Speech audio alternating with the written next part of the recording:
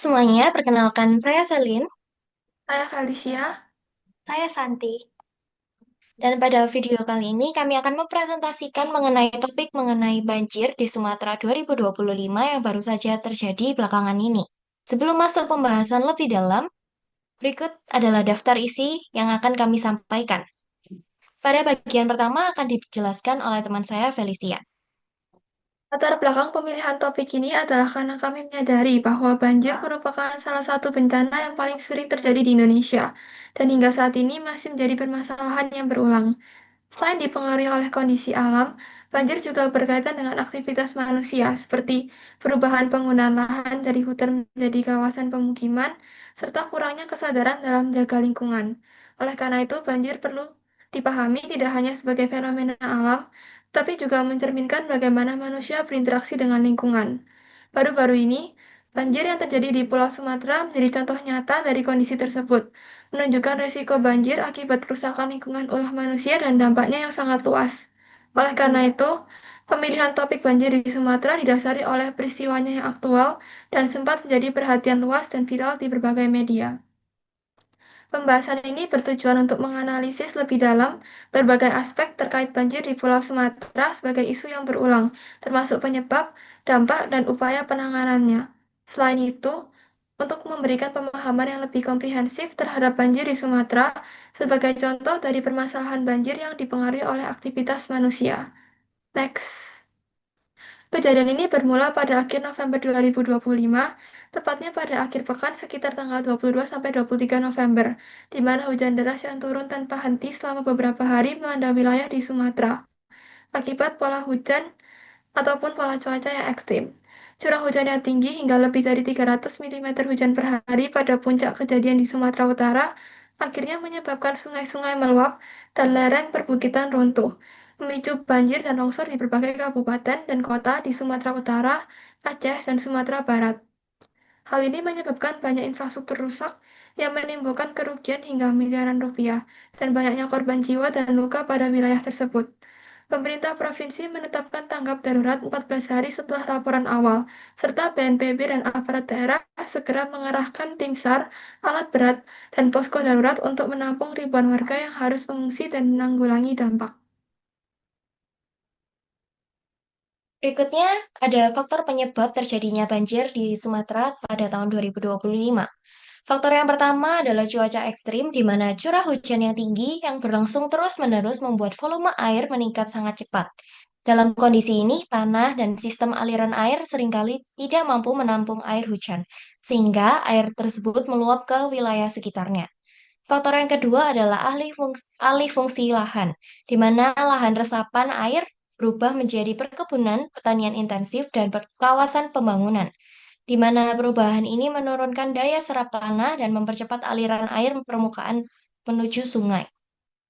Lalu berikutnya adalah kondisi sungai dan drainase, di mana pendangkalan sungai akibat sedimentasi dan daerah resapan yang semakin sempit, serta sampah yang menumpuk menghambat aliran air, sehingga membuat sungai menjadi mudah meluap dan mudah meluap ini terutama pada saat hujan deras.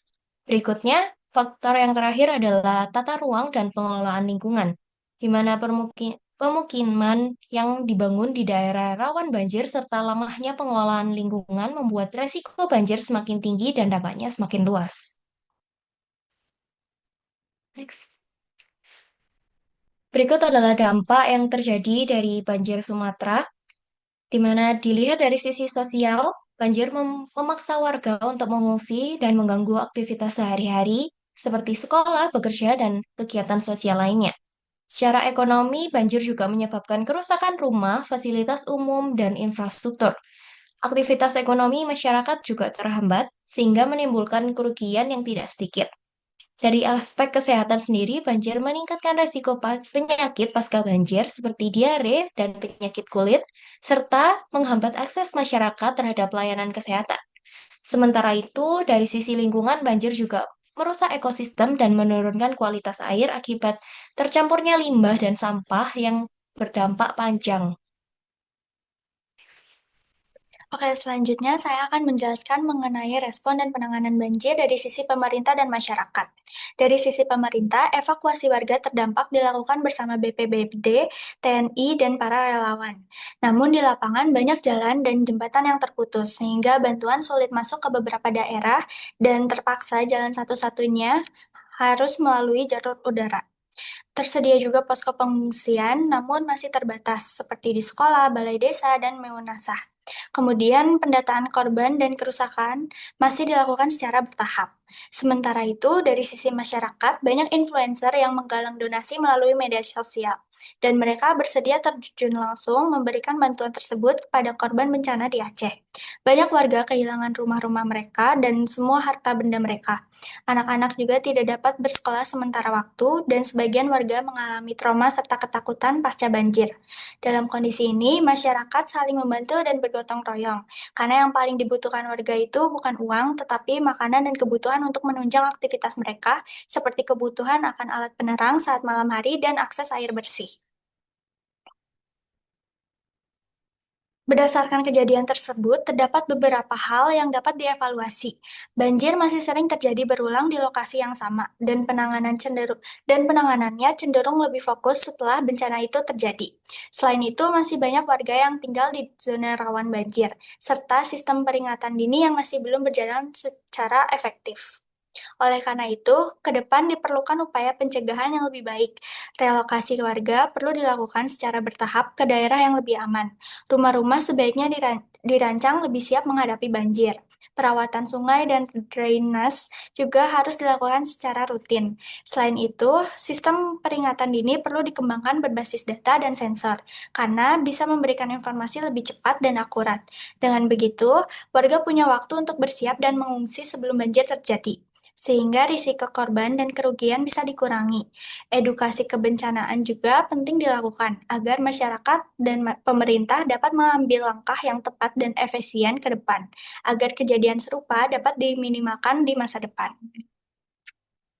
Untuk kesimpulannya, banjir di Sumatera merupakan bencana yang dipicu oleh kombinasi faktor alam dan aktivitas manusia, dengan dampak luas terhadap kehidupan masyarakat dan lingkungan.